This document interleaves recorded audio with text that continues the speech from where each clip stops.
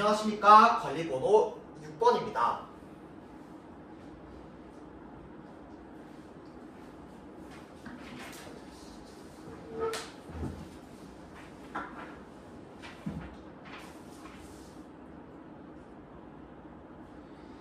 심층 면접 시작하도록 하겠습니다. 우선 구상형 1번 답변 시작하도록 하겠습니다. 균형의 원리에 따라서 교육 격차의 발생 원인에 대해서 말씀드리도록 하겠습니다. 우선 이를 위해서는 균형의 정의에 대해서 한번 짚고 가고 싶습니다.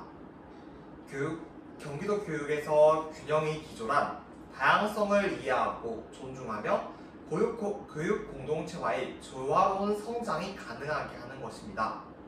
따라서 균형의 원리에 따라 교육 격차의 발생 원인을 세 가지 말씀드리도록 하겠습니다. 첫째, 경제적 측면입니다. 경제적 이유로 교육 공동체가 서로 협력하기 어려울 수 있습니다. 둘째, 문화 역사의 측면입니다. 문화의 역사의 다름으로써 인하여 학생들은 다양성을 이해하기 어려울 수 있습니다. 셋째, 생태환경의 이유입니다. 생태환경의 차이로 인해서 학생들의 환경의 차이가 있습니다. 따라서 이 상황에서 다양성을 존중하기 어려울 수 있습니다. 이 세 가지 교육 격차의 원인을 생각하면서 교육 자원이 부족한 낙후 지역의 학교의 교사로서 취할 수 있는 교육 격차 해소 방안 세 가지 말씀드리도록 하겠습니다. 첫째, 경제적 측면을 해결하기 위해 하이러닝을 활용하는 것입니다. 경기도에는 1인 1스마트 기기가 보급되어 있습니다. 이를 활용하면 학생들이 학습을 진단할 수 있고 그에 알맞은 맞춤형 자료를 제공할 수 있습니다. 이 과정을 통해서 학생은 학습 격차 또는 기초 학력 부족을 해소할 수 있게 됩니다. 또한 이 내용을 학부모에게 함께 연계하여 하이러닝을 활용해서 학부모 또한 학생의 수준을 알 수 있습니다. 이런 방법으로 학부모와 함께하여 예방을 할 수 있게 될 것입니다. 둘째, 문화 역사적 측면으로서 우리 지역 소개하기 프로젝트를 활용하는 것입니다. 우리 지역 소개하기 프로젝트를 통해서 우리 지역을 소개하고 다른 지역은 어떤지 이야기를 들어보면서 다른 지역의 문화와 역사를 이해하고 다양성을 이해하고 포용하는 자세를 기를 수 있습니다. 셋째, 학급 산세비에리아 심기입니다. 산세비에리아는 실과교육과에서 6학년 때 꺾고지를 통해서 재배를 할 수 있다고 배웁니다. 이는 교육자원이 부족한 낙후 지역에서 하나의 산세비에리아를 잎을 자른 뒤 꺾고지를 함으로써 학기 말에는 1인 1산세비에리아가 심을 수 있게 될 것입니다.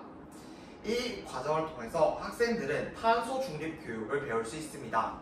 학생들이 탄소를 줄이는 것뿐만 아니라 포집하고 제거할 수 있는 것을 알 수 있게 될 것입니다. 이 과정에서 학생들은 환경에 의한 학습 격차를 해소할 수 있게 될 것이며 탄소 중립에 대해서 한 발짝 더 나아갈 수 있게 될 것입니다. 이런 세 가지 방안으로서 학생들은 낙후 지역에 있음에도 불구하고 교육 격차를 충분히 해소할 수 있습니다. 이상입니다. 다음으로 구상형 2번 답변 시작하도록 하겠습니다. 우리 반 맞춤형 진로 교육을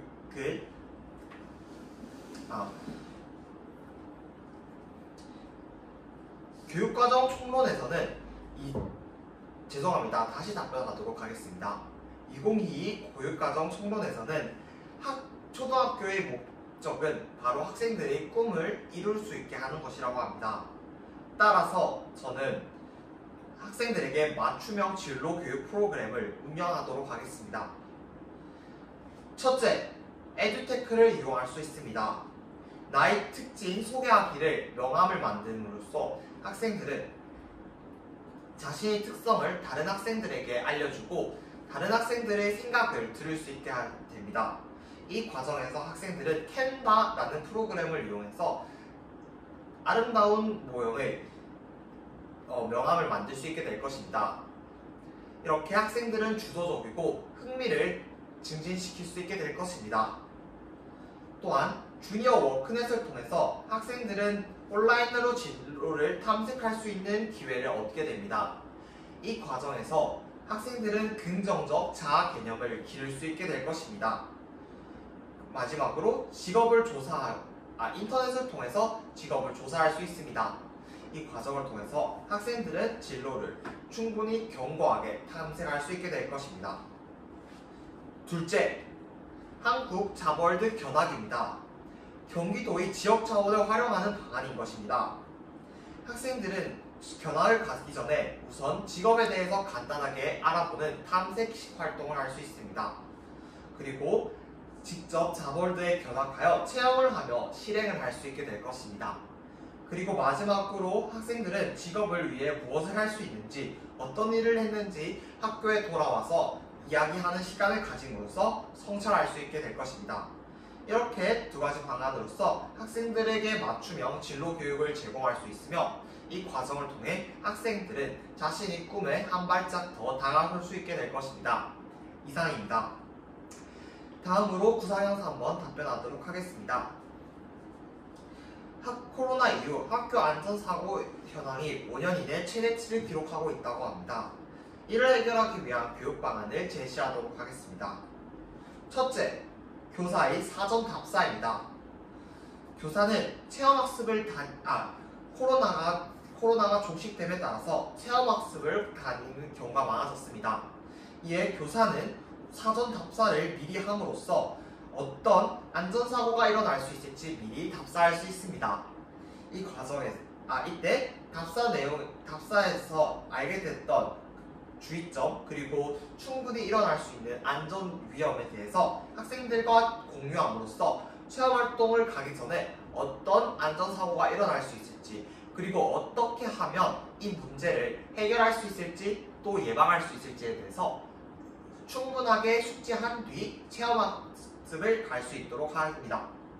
둘째, 밀집지역 문제를 해결하기 위해 지역사회 지자체와 함께하는 안전교육을 하는 것입니다. 이렇게 지역사회 지자체에서 안전과 관련된 지자체의 도움을 받는 것입니다. 이분들은 안전과 관련한 다양한 안전사고에 대한 대처 방안을 알고 계십니다. 따라서 학생들에게 밀집 지역에서 어떤 안전사고가 일어날 수 있는지 교육을 하고 그것을 직접 체험함으로써 어떻게 해결할 수 있을지 학생들에게 알려줄 수 있습니다. 이렇게 지역과 함께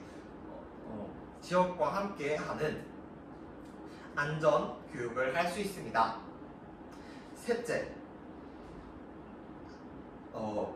체육, 사회, 국어과 교과와 연계한 프로젝트를 활용하는 것입니다.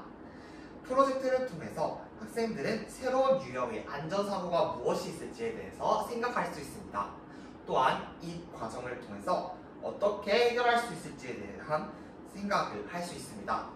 마지막으로 이 해결 방안에 대해서 학생들이 직접 할 수 있는 것을 생각하고 또한 학생들이 해결하기 어렵고 지역사회의 도움을 받아야 한다면 시장님께 건의문을 써보기라는 활동을 통해서 이런 새로운 유형의 안전사고를 대처할 수 있고 예방할 수 있는 방안이 무엇이 있을지 건의하는 활동을 하도록 하겠습니다. 이런 세 가지 방법으로 학생들은 충분하게도 안전사고를 대처할 수 있게 될 것이고 예방할 수 있게 될 것입니다. 이상입니다.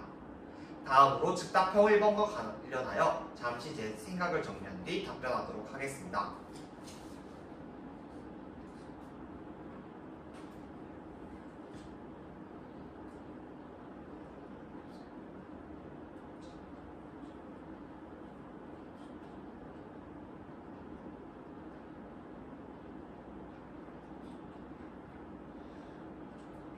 즉답형 1번 답변 시작하도록 하겠습니다. 의미 있는 학습 경험 다양화를 위해서 유연한 교육과정 설계가 필요합니다. 유연한 교육과정을 설계할 때는 교사의 역할이 중요한데 저는 소통자, 그리고 협력자, 그리고 마지막으로 점검자의 역할로서 교사는 어떻게 설계할 수 있을지에 대해서 어떻게 유연하게 설계할 수 있을지에 대해서 말씀드리도록 하겠습니다. 첫 번째, 소통자로서의 역할입니다. 학생들이 어떤 내용에 관심이 있어 하는지 우선 파악합니다. 또한 학생들이 어떤 내용에 대해서 관심이 있어 하는지 실태 조사를 합니다. 이는 학급 우체통을 통해서 학생들이 무엇에 관심이 있어 하는지 알 수 있습니다. 또한 학부모 그리고 학생에게 학기 초에 관심 있어 하는 일 그리고 어떤 교육과정을 하고 싶은지 필요와 요구에 대해서 우선 알고 지역사회와 소통함으로써 필요한 기자재에 대해서도 충분하게 소통함으로써 유연한 교육과정을 설계할 수 있도록 하겠습니다. 둘째, 협력자입니다. 교사 1명, 담임 교사 1명으로서는 교육과정을 설계할 수 없습니다. 따라서 동료 교사와 서로 협력하며 더 나은 공교육, 기초 역량과 기본 인성을 증진시킬 수 있는 그러한 방향으로서 유연하게 교육과정을 설계할 수 있도록 서로 협력하도록 하겠습니다. 이 과정을 통해서 신규 교사인 저 또한 함께 참여함으로써 교육과정을 설계하는데 전문성을 기를 수 있게 될 것입니다. 셋째, 점검자로서의 역할입니다. 점검을 그해 교육과정의 내용을 충분하게 점검함으로써 다음 해 완료할 수 있습니다. 그래서 저는 학생들에게 만족도 조사 또 학부모에게 만족도 조사를 통해서 저희 교육과정에 대해서 한 번 더 생각하는 시간을 가지게 할 것이고 저희 수업을 학급 성찰 일지를 통해서 충분히 한 번 더 생각하는 시간을 가져보도록 하겠습니다. 또한 수업 나눔, 동료 장학, 수업 톡톡 등을 활용하여 다양한 교사들과 다양한 시선에서 어떻게 저희 교육과정을 한 단계 성장시킬 수 있을지에 대해서 생각하도록 하겠습니다. 이렇게 교육과정을 소통자, 협력자, 그리고 점검자로서 유연한 교육과정을 설계할 수 있도록 하겠습니다. 이상입니다. 다음으로 즉답형 2번과 관련하여 잠시 생각을 정리한 뒤 답변 시작하도록 하겠습니다.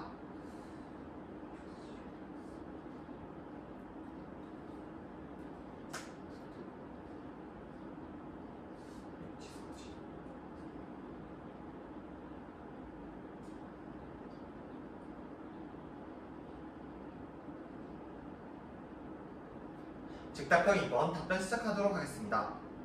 오후 6시 이후에도 연락하는 학부모들이 계신다고 합니다. 하지만 담임교사로서 이 문제를 해결하기 위해서 어떤 방법이 있는지 말씀드리도록 하겠습니다. 첫째, 학부모 총회 때 우선 학급의 규칙에 대해서 말씀드리도록 하겠습니다. 오후 6시 이후에는 교사로서 업무가 종료된 시간입니다. 따라서 학부모에게 제가 연락을 받기 어려울 수 있다는 점 충분히 양해를 부탁드리도록 할 것입니다.